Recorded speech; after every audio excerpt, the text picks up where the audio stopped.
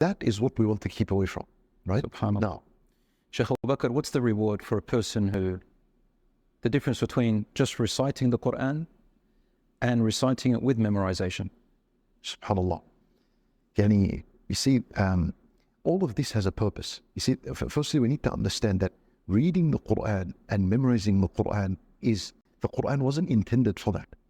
It wasn't intended for you to just read and to just memorize. No.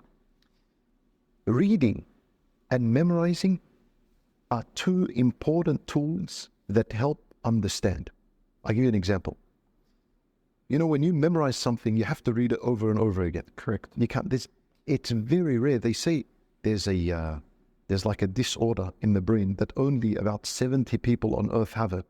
And that is, as soon as they look at something, they'll forget it and they'll memorize it and never forget it. I forgot what the Photographic memory. Yeah, like that. The idea is that when you want to memorize something, you have to repeat it over and over again. When you repeat something over and over again, what does that help do? It helps you understand. Like, let's say you took a news article and there was some information on it. You read it once, you read it again, you read it a third time.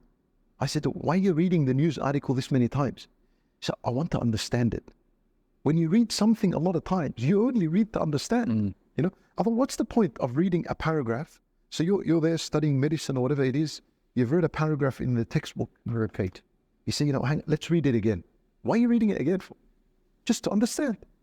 So now the idea is, when we come to the Quran, the point of memorization, which is to repeat the ayah, is for you to understand.